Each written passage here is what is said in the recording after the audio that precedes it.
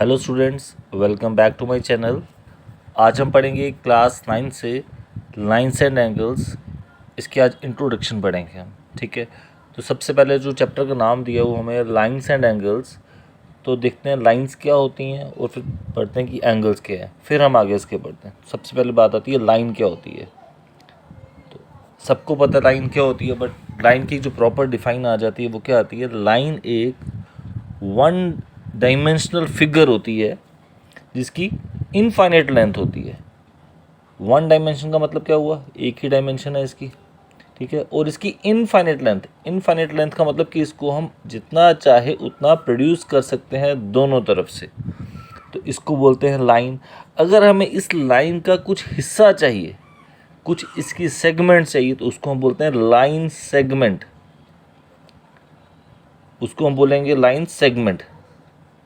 Spelling में थोड़ी सी mistake हुई, कोई बात नहीं, इसको हम बोलेंगे लाइन सेगमेंट। लाइन सेगमेंट क्या हुई कि जो लाइन है इसकी एक सेगमेंट ले लेंगे। जैसे ये हमने पढ़ ली, देखिए एक लाइन, इसका हम कुछ अगर हिस्सा ले रहे हैं एक, तो इसको बोलेंगे हम लाइन सेगमेंट बोलेंगे, ठीक है।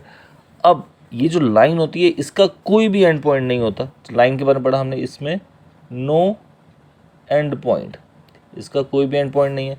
इसमें क्या रहता है, इसके टू एंड पॉइंट्स होते हैं।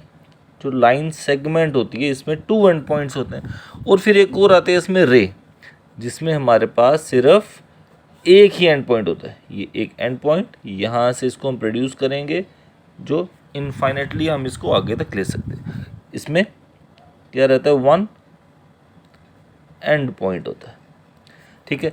ये तो स्टूडेंट्स हुआ लाइन के बारे में थोड़ा सा, लाइन सेगमेंट रे के बारे में थोड़ा सा हुआ बेसिक। अब जो अगला वर्ड था इसमें वो था एंगल। एंगल क्या होता है, बनाया सबने एंगल है, छोटी क्लासेस में सबको पता है क्या होता है एंगल। अब बेसिकली क्या रहता है एंगल, जब हम ये देखिए, जैसे ये एक रे ले ली, एक ये रे ले ली, और कोई एक रे हमने यहाँ ले ली। जब कोई दो रेज किसी एक कॉमन पॉइंट से ओरिजिनेट होंगी, तो इनके बीच की ये जो स्पेस होगी इसको बोलते हैं हम एंगल, ठीक है। इसको हम बोलते हैं एंगल। सपोज ये आ गया ए ओ और ये आ गया बी। एंगल का साइन क्या रहता है, सिंबल, किस सिंबल से रिप्रेजेंट करते हैं, ये आ जाएगा सिंबल, ये आ जाएगा एंगल ए ओ बी, ठीक है।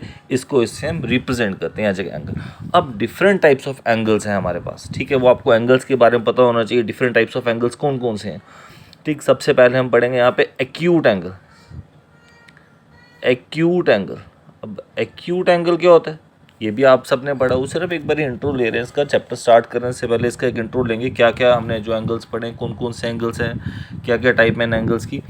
एक्यूट एंगल क्या होता है, एंगल जिसका मेज़र क्या होगा, लेस देन 90 डिग्री होगा, ठीक है। लेस देन 90 डिग्री मेज़र वाले जितने एंगल होंगे वो सभी क्या होंगे, एक्यूट एंगल होंगे। मैं शॉर्ट फॉर्म में लिख रहा हूँ क्योंकि ऑलरेडी आप सबने पढ़ा है, क्लास 9 स्टैंडर्ड में है। आप इसकी वन लाइन की डिफाइन खुद लिख सकते हैं, मैं आपको इसमें इंट्रोडक्शन दे रहा हूँ। उसके बाद आ जाता है राइट एंगल। राइट एंगल क्या होता है बताइए ज़रा। राइट एंगल हो गया एंगल जिसका मेज़र क्या होगा, 90 डिग्री। राइट एंगल कितना होगा, जिसका मेज़र क्या रहेगा, 90 डिग्री। इसके बाद आ जाता है हमारे पास obtuse angle. Obtuse angle, obtuse angle होता है angle whose measure is more than 90 degree and less than 180 degree. More than 90 degree and less than 180 degree, ठीक है स्टूडेंट्स, यहाँ तक clear. More than 90 degree and less than 180 degree. इसके बाद हम आगे पढ़ेंगे, बहुत सारे हमारे पास एंगल्स आ जाते हैं। इसके बाद आ जाएगा रिफ्लेक्स एंगल। रिफ्लेक्स एंगल क्या होता है, एंगल जिसका मेज़र क्या होगा, 180 से ज़्यादा और 360 से कम, बिटवीन 180 टू 360, ठीक है। 180 से ज़्यादा और 360 से कम, उसको हम बोलेंगे कौन सा एंगल, रिफ्लेक्स एंगल बोलेंगे, ठीक है। ऑब्ट्यूस एंगल हमने कर लिया, रिफ्लेक्स एंगल हमने कर लिया। अभी हम पढ़ेंगे स्ट्रेट एंगल। स्ट्रेट एंगल क्या होता है? स्ट्रेट एंगल क्या होता है? नाम से ही पता चल रहा है, एंगल जिसका मेजर कितना आएगा 180 डिग्री। जो स्ट्रेट लाइन पे जो एंगल बनता है, जैसे ये स्ट्रेट लाइन है, इस पे जितना एंगल बनता है, इसका एंगल, इसका मेजर कितना आ जाता है 180 डिग्री। तो 180 डिग्री वाला जो एंगल होगा उसको हम स्ट्रेट एंगल बोलते हैं। इसके बाद आता है कंप्लीट एंगल। कंप्लीट एंगल भी नाम से ही पता चलता है। कंप्लीट एंगल का मतलब क्या हुआ? जो एक किसी पॉइंट से जो एंगल बनता है, जैसे एक पॉइंट है, इस पॉइंट पे कितना एंगल बन रहा होगा, जैसे हमने पूरा एंगल बनाया गया है ना। पॉइंट का मतलब वो जैसे ये आ गया एक लाइन, एक पॉइंट, इस पॉइंट से जितना हमारा कंप्लीट एंगल बना, कंप्लीट एंगल बनता है हमारा कितना 360 डिग्री का बन जाता है कंप्लीट एंगल। ठीक है, ये थोड़ा सा पढ़ा एंगल्स के बारे में। अभी हमारे पास आएंगे आगे, एंगल से भी और बहुत है हमारे पास, पढ़ते जाते हैं। देखिए complementary angles. Complementary angles, complementary angles कौन से होते हैं? ऐसे दो एंगल्स जिनका सम कितना है, जिनका सम कितना आए, sum of two angles is, sum of two angles is 90 degree. ठीक है, अगर आपके दो एंगल्स का सम कितना आ रहा है 90 डिग्री आ रहा है, तो कौन से एंगल्स होते हैं? कंप्लीमेंट्री एंगल्स होते हैं। ठीक है, इसके बाद आ जाता है सप्लीमेंट्री एंगल्स। सप्लीमेंट्री एंगल्स कौन से होंगे? देखिए सप्लीमेंट्री एंगल्स, थोड़ा सा एंगल का यहाँ पे इशू आ रहा है इधर भी, लाइन्स एंड एंगल्स चैप्टर में। तो सप्लीमेंट्री एंगल्स, सप्लीमेंट्री एंगल्स होते हैं ऐसे एंगल्स जिनका सम कितना है, दो एंगल्स, लेकिन एंगल्स दो लेने, सम ऑफ टू एंगल्स। कितना सम आना चाहिए इनका? To angles is 180। 180 अगर सम आ रहा है तो कौन से एंगल्स हैं वो? सप्लीमेंट्री एंगल्स होते हैं। ठीक है, सप्लीमेंट्री एंगल्स भी पढ़ लिए। इसके बाद आ जाएगा हमारे पास एडजेसेंट एंगल्स। एडजेसेंट एंगल्स कौन से होते हैं? देखिए अभी बताता हूँ, ये ध्यान से पढ़ना। एडजेसेंट एंगल्स में बच्चों को बड़ी सारी डिफ़िकल्टी रहती है, समझ नहीं आता है। एडजेसेंट एंगल्स, एडजेसेंट से मतलब तो ये समझ आ रहा है कि साथ साथ वाले एंगल्स, बट साथ साथ वाले एंगल्स कैसे और कौन से वाले? देखिए साथ साथ वाले एंगल्स कौन से होते हैं? जैसे मैंने ये एक एंगल बना दिया, देखिए ठीक है, एक एंगल बनाया। अब इसमें ये एक एंगल और ये एक एंगल, ये एंगल्स जो हैं हमारे, ये सप्लीमेंट्री एंगल्स बन रहे हैं। अब सर सप्लीमेंट्री एंगल्स तो बन रहे हैं, बट इसकी प्रॉपर डिफाइन क्या रहेगी? देखिए सप्लीमेंट्री एंगल की एक प्रॉपर डिफाइन क्या रहती है? एंगल के नाम से पता चलेगा आपको। देखो जैसे ये एक बना AOB और दूसरा बन रहा है, एक बना है AOB, दूसरा बना BOC। अब देखो AOB में भी क्या आ रहा है, रे OB आ रही है, और BOC में भी क्या आ रहा है, ये रे OB आ रही। इसका मतलब एडजेसेंट एंगल्स क्या होंगे? ऐसे एंगल जिसमें वन कॉमन आर्म आएगी और टू नॉन कॉमन आर्म आएगी, नॉन कॉमन आर्म होंगी। ठीक है, एक कॉमन आर्म आएगी और दो नॉन कॉमन आर्म्स होंगी, और ऑपोजिट साइड पर होंगी। ठीक है, डिफरेंट साइड पर होंगी, डिफरेंट साइड पर होंगी विद ए कॉमन वर्टेक्स। और क्या आएगा इसमें? एक कॉमन वर्टेक्स। ये मेन चीज़ है, एक कॉमन वर्टेक्स होगा, एक कॉमन आर्म है, और दो नॉन कॉमन आर्म्स है, डिफरेंट और ऑपोजिट साइड पर होंगी, सेम साइड पर नहीं होगी। ये चीज़ याद रखना, सेम साइड पर नहीं होंगी।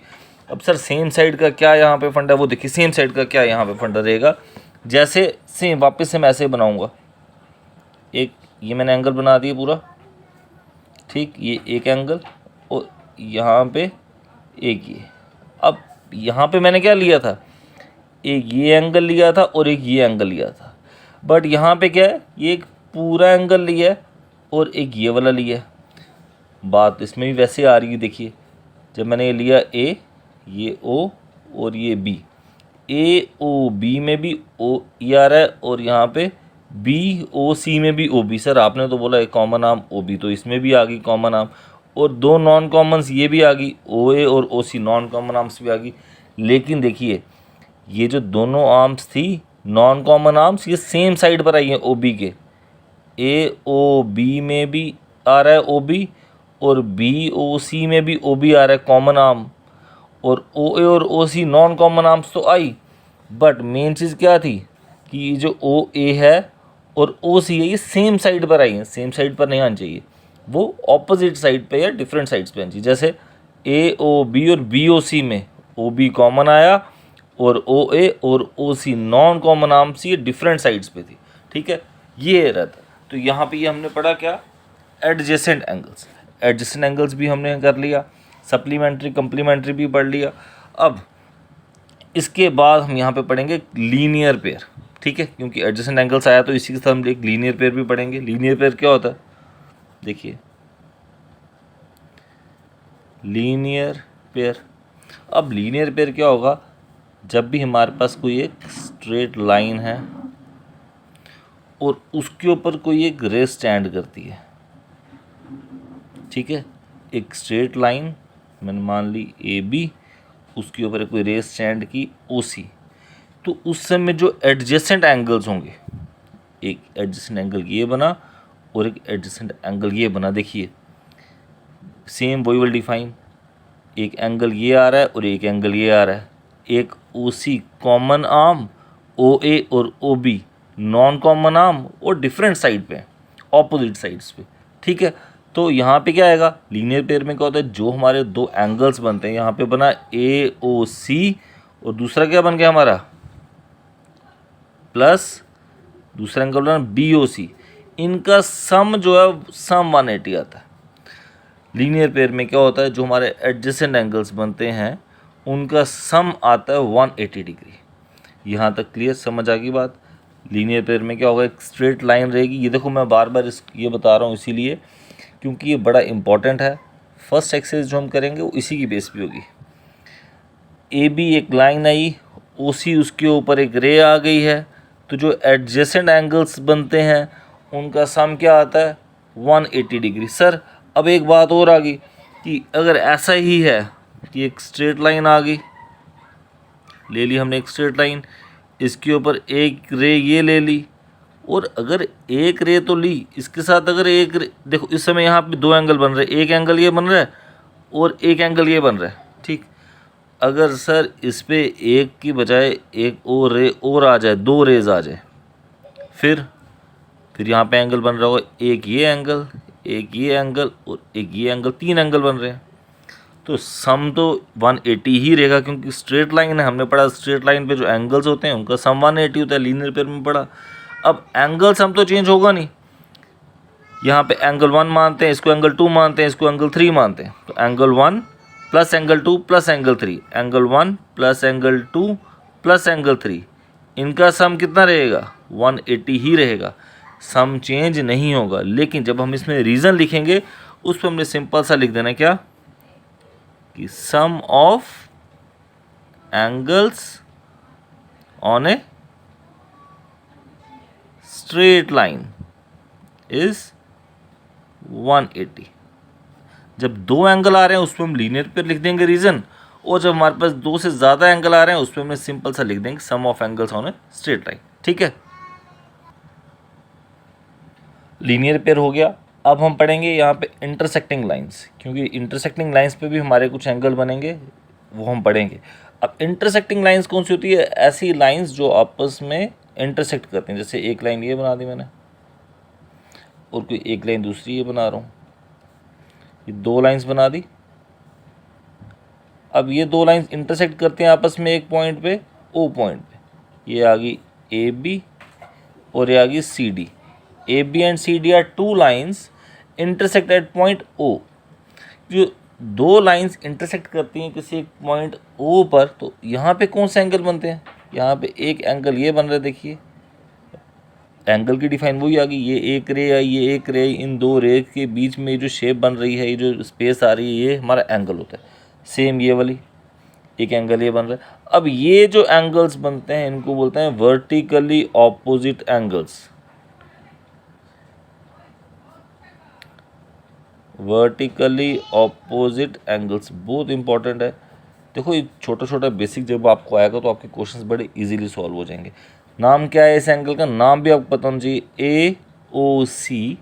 एंगल ए ओ सी किसके इक्वल आ रहा है, एंगल बी ओ डी, और you can say D O B, कुछ भी बोल सकते हैं, बी ओ डी, ये इक्वल आ गया। अब सिमिलरली यहाँ पे देखो एक एंगल ये भी बन रहा था ए ओ डी, और दूसरा एंगल कौन सा बना ये, बी ओ सी, एंड कौन सा एंगल आया, A O D is equals to angle B O C. ये आगे इंटरसेक्टिंग लाइंस, और उस पर जो हमारे दो एंगल्स बने, ए ओ सी बी ओ डी एक पेयर बना, और ए ओ डी और बी ओ सी दूसरा पेयर बना, और ये कौन से एंगल्स हैं, वर्टिकली ऑपोजिट एंगल्स। अब एक टाइप की लाइंस और आएंगी जिसको बोलते हैं पैरेलल लाइंस, पैरेलल लाइंस। अब पैरेलल लाइंस क्या होती है, आप सबने पढ़ा हुआ, ऐसी लाइंस जिसको हम जितना मर्जी एक्सटेंड करें, प्रोड्यूस करें, वो आपस में कभी भी मीट ना करें, उन लाइंस को बोलते हैं हम पैरेलल लाइंस। जैसे मैंने एक लाइन ले ली है ए बी, और एक लाइन ले ली है सी डी, ठीक है। अब ए बी और सी डी को मैं जितना मर्जी यहाँ से प्रोड्यूस करूँ, इस साइड से प्रोड्यूस करूँ, ये कभी भी आपस में मीट ना करें। अगर मीट नहीं करती हैं तो फिर ये कौन सी लाइंस होंगी, पैरेलल लाइंस, ठीक है। तो पैरेलल लाइंस की क्या डिफाइन हो जाएगी, लाइंस जिसको हम जितना मर्जी प्रोड्यूस करें वो आपस में कभी भी मीट नहीं करती हैं, ठीक है। अब इसमें एक वर्ड और आता है ट्रांसवर्सल। जब भी आप पैरेलल लाइन के बारे में पढ़ोगे वहाँ पे कहने में आपको वर्ड सुनने को मिलेगा ट्रांसवर्सल, ट्रांसवर्सल। अब ट्रांसवर्सल क्या होता है, ट्रांसवर्सल एक ऐसी लाइन होती है जो दो लाइंस को इंटरसेक्ट करती है एट डिस्टिंक्ट पॉइंट्स। यह एक ट्रांसवर्सल लाइन, इसने क्या किया, दो लाइंस को, अब ज़रूरी नहीं है कि दो पैरेलल लाइंस हो, ठीक है, नॉन पैरेलल लाइंस भी हो सकती हैं बट इंटरसेक्टिंग ना हो, नॉन पैरेलल लाइंस भी हो सकती हैं। अब इस लाइन ने क्या किया, इन दो पैरेलल लाइंस को इंटरसेक्ट किया at two different points P and Q, ठीक है। तो ट्रांसवर्सल क्या हुई, line that intersect two lines, two और मोर लाइंस, जरूरी नहीं है दो से ज़्यादा लाइंस भी हो सकती हैं। यहाँ पे कोई एक लाइन और भी ऐसे आ सकती है, ठीक है, एक से दो से ज़्यादा लाइंस भी हो सकती हैं। लाइंस दैट इंटरसेक्ट टू और more lines at distinct points, उसको हम बोलेंगे ट्रांसवर्सल। डिफाइन लिख देते हैं, lines, line that intersect two और more lines in distinct points, in distinct points, ठीक है, उसको हम बोलेंगे ट्रांसवर्सल लाइन, ठीक है। क्लियर है, वीडियो ज़्यादा लंबी हो जाएगी तो नेक्स्ट वीडियो में हम करेंगे पैरेलल लाइंस, फिर जो एंगल बनते हैं वो पढ़ेंगे, और फिर हम एक्सरसाइज स्टार्ट करेंगे, ठीक है। ये वीडियो यहीं पे स्टॉप करते हैं। Okay, thank you students.